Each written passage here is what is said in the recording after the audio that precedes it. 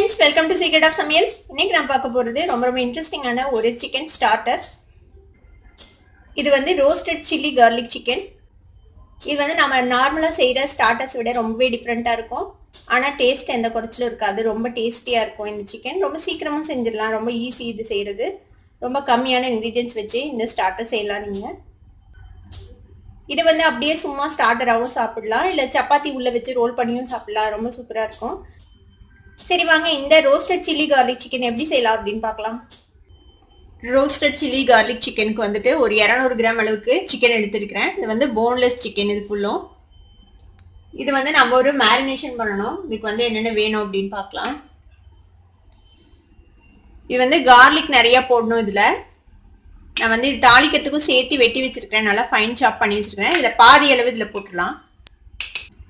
இதுல மொத்தமா ஒரு 20 பல் அளவு பூண்டு நான் நறுக்கி வச்சிருந்தேன். இதுல பாதி அளவு இதுல போட்டேன். அதாவது ஒரு 10 பல் பூண்டு நல்லா சாப் பண்ணி இதுல போட்டுருங்க. இதே மாதிரி இதுல காரத்துக்கு வந்து நம்ம சில்லி பவுடர் யூஸ் பண்ண போறது இல்ல, பச்சை மிளகாய் காரம் தான் இருக்கு. அதனால பச்சை மிளகாவும் நிறைய போட்டுக்கலாம்.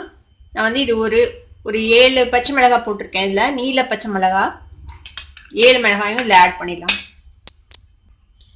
நீங்க பச்சை மிளகாய் உங்க காரத்துக்கு எவ்வளவு தேவையோ அந்த அளவுக்கு ஆட் பண்ணிக்கோங்க. கம்மியோ அதிகமோ அந்த மாதிரி ஆட் பண்ணிக்கோங்க. நம்ம சில்லி பவுடர் ஆட் பண்ண மாட்டோம். அதை மனசுல வச்சு நீங்க பச்சை மிளகாய் ஆட் பண்ணிக்கோங்க.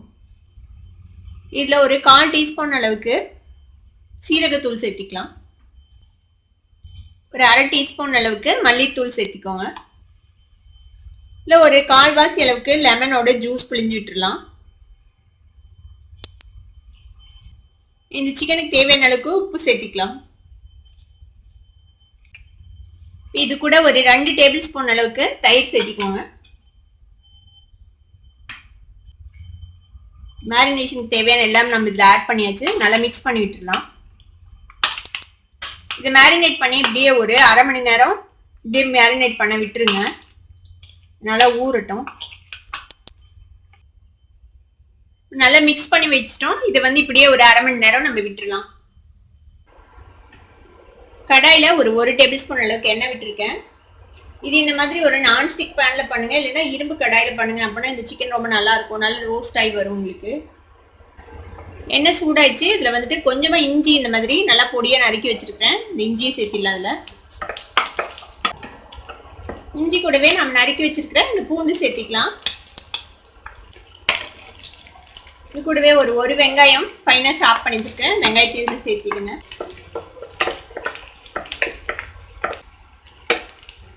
வெங்காயம் பூண்டு இஞ்சி எல்லாம் ஓரளவுக்கு வதங்கிச்சு. இப்போ இதுல வந்துட்டு ஒரு 1/4 டீஸ்பூன் அளவுக்கு மஞ்சள் பொடியும் 1/4 டீஸ்பூன் அளவுக்கு கரம் மசாலா பொடியும் வச்சிருக்கேன். இப்போ இதையும் சேர்த்திடலாம். அதுல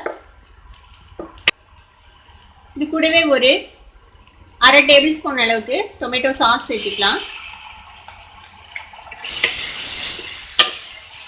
இது கூட ஒரு டீஸ்பூன் அளவுக்கு பட்டர் சேர்த்திக்கோங்க.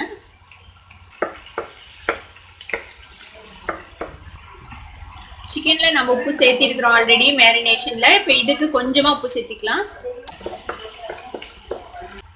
மசாலா வதங்கிச்சு ஓரளவுக்கு. இப்ப நம்ம மேரினேட் பண்ணி வச்சிருக்கேன் இந்த சிக்கன் சேர்த்திடலாம். இதுல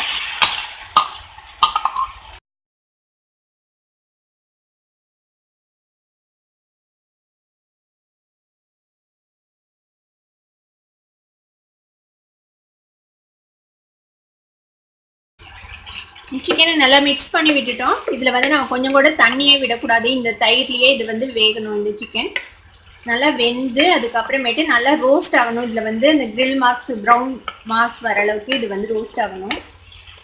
அது வரைக்கும் இதை ஃப்ரை பண்ணிக்கலாம். சிக்கன் வேகிறதுக்கு ஒரு 10 நிமிஷம் ஆகும்.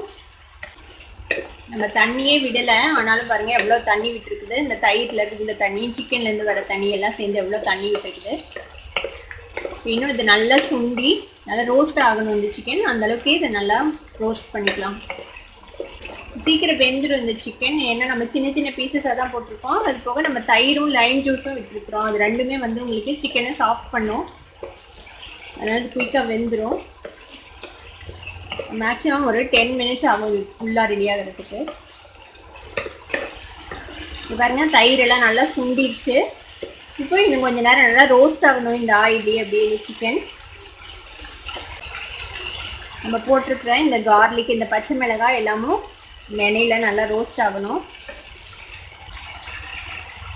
நல்லா இப்படி சிக்கனை வந்து ஸ்ப்ரெட் பண்ணி வச்சிருங்க ஈஸியாக ரோஸ்ட் ஆகிறதுக்காக.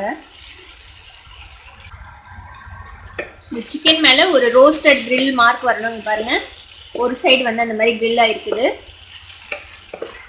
இதே மாதிரி அங்கங்கே இந்த மாதிரி அந்த ரோஸ்டட் கிரில் மார்க் வந்ததுக்கப்புறம் நம்மளோட சிக்கன் ரெடி ஆகிடும். பாருங்க நம்மளோட சிக்கன் நல்லா ரோஸ்ட் ஆயிடுச்சு.